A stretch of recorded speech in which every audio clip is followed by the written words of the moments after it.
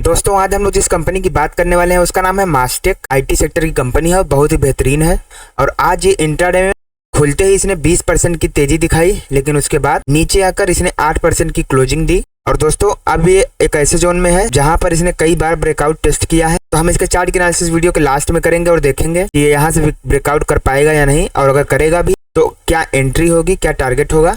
लेकिन उसके पहले हम इसकी फंडामेंटल एनालिसिस देख लेते हैं। तो कंपनी का नाम है दोस्तों मास्टेक लिमिटेड। 2794 इसका मार्केट प्राइस है और इंट्राडे में 8% की क्लोजिंग दी है। Market cap 8615 crore. Stock P 30 का है। आरओसी 23% और आरओई लगभग 20% का है, जो कि काफी अच्छा है। पिछले एक साल के हाई लो की बात करें तो 1626 रुपए इसका लो था और 3147 का इसने हाई लगाया था। दोस्तों आपको कंपनी के बारे में बता दूं तो कंपनी 1982 में स्टेब्लिश्ड हुई और ये टेक्नोलॉजी सॉल्यूशंस में काम करती है और ये लगभग 4 डिकेड से इसी सेक्टर में काम कर रही है।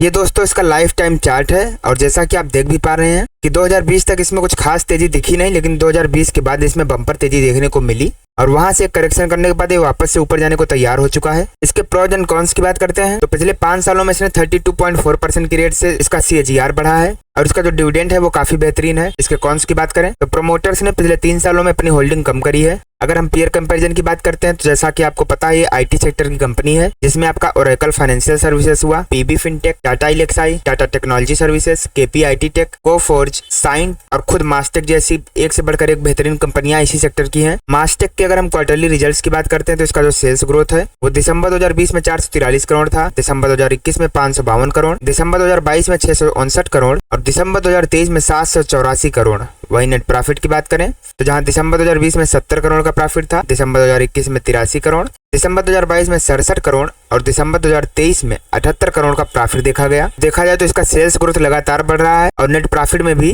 धीरे धीरे बढ़ोतरी दिख रही है। और दोस्तों आज ही इसका अपकमिंग रिजल्ट आया था और ये रिजल्ट की ही तेजी थी जिसके कारण ये 20% की रैली देखने को मिली। अगर हम इसके प्रॉफिट लॉस की बात करते हैं तो इसका जो सेल्स ग्रोथ है वो जून 2012 में 734 करोड़ था, मार्च 2015 में 1013 करोड़, मार्च 2018 में 817 करोड़, मार्च 2021 में 1722 करोड़ और करंट में 2984 करोड़ का इसमें सेल्स ग्रोथ देखा गया। वही नेट प्रॉफिट की बात करें तो जून 2012 में कोई भी प्रॉफिट नहीं था, मार्च 2015 तक 18 करोड़ का प्रॉफिट, मार्च 2018 में 70 करोड़ का प्रॉफिट, मार्च 2021 में 252 करोड़, करंट में बात करें तो 289 करोड़ का अभी तक प्रॉफिट हो चुका है। यानी कि इसके sales growth and profit growth में साल दर साल में भी काफी तेजी देखने को मिल रही है। दोस्तों अगर हम इस कंपनी के CAGR की बात करते हैं तो पिछले 10 सालों में इसने 30% की रेट से, पिछले 5 सालों में 43% की रेट से, पिछले 3 साल में 28% की रेट से और पिछले 1 साल में 76% का इसने रिटर्न दिया है। यानी कि इसका जो CAGR है वो काफी तेजी से ग्रो किया है। मास्टेक की अगर हम बोरोइंग्स की बात करते हैं तो इसका जो जून 2012 है उसमें इसने 7 करोड़ का लोन लिया था, जून 2015 तक 29 करोड़, जून 2018 तक 70 करोड़, जून 2021 तक 273 करोड़ और सितंबर 2023 तक 510 करोड़ का इस कंपनी के ऊपर लोन है। वहीं टोटल एसेट की बात करते हैं तो जहां 757 करोड़ का एसेट था जून 2012 में, मार्च 2015 में 832 करोड़, मार्च 2018 में 821 करोड़, मार्च 2021 में 2277 करोड़ और अगर सितंबर 2023 तक बात करें तो 3586 करोड़ का एसेट है। तो देखा जाए तो एसेट के मुकाबले में इसका जो डेप्थ है वो काफी कम है, तो चिंता करने की उतनी बात है नहीं।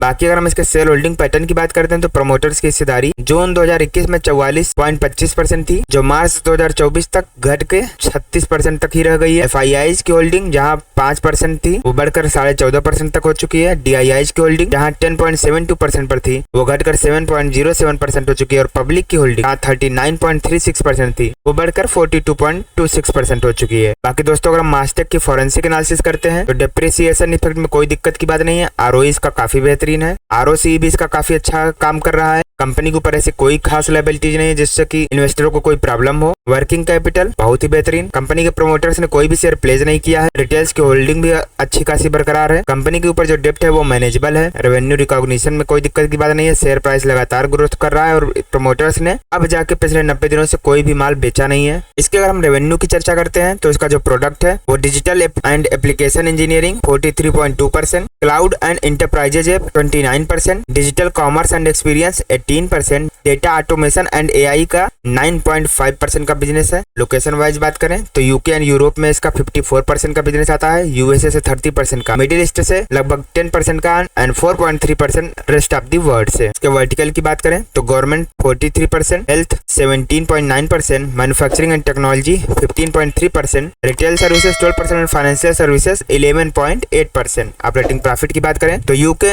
एंड यूरोप से इसका सबसे ज्यादा प्रॉफिट आता है, लगभग 63% का। यूएसए से 27% का प्रॉफिट आता है, मिडिल ईस्ट से 2.7% एंड 6.6% अदर्स। बाकी दोस्तों आप इसका चार्ट देख ही पा रहे हैं, क्या बम्पर तेजी इसमें देखने को मिली। इसने जैसे इस लेवल का ब्रेकआउट दिया उसके बाद से ये लगातार ऊपर बढ़ता चला गया और अब ये अपने लाइफ टाइम हाई के करीब पहुंचने वाला है, जहां से ये कई बार वापस नीचे आ चुका है। इसने यहाँ ट्राई किया, यहाँ ट्राई किया, यहाँ भी ट्राई किया और वापस से यहाँ पर भी ट्राई किया, बट इसका ब्रेकआउट नहीं दे पाया। लेकिन अब अगर हम ध्यान से देखें तो इसमें एक हेड एंड शोल्डर पैटर्न बनता हुआ नजर आ रहा है, जैसा कि आप भी देख पा रहे हैं। एक लॉन्ग टर्म में एक हेड एंड शोल्डर बनता हुआ नजर आ रहा है। अगर इस लेवल का ब्रेकआउट होता है तो जितना ये नीचे है उतना ही ऊपर जाने की भी क्षमता रखता है। तो दोस्तों पहले यहाँ से क्लियर ब्रेकआउट होने दीजिए और उसके बाद ही कोई ट्रेड लीजिएगा, और ट्रेड लेने के साथ ही साथ आप स्ट्रिक्टली स्टॉप लॉस भी रखिए और फिर एक लंबे टारगेट के लिए, यानी कि जितना नीचे है उतना ही ऊपर के लिए आप इसमें टारगेट देख सकते हैं। बाकी कोई भी इन्वेस्टमेंट करना हो खुद की एनालिसिस जरूर करिएगा और वीडियो को लाइक करके कमेंट में जय श्री राम जरूर लिख दीजिएगा।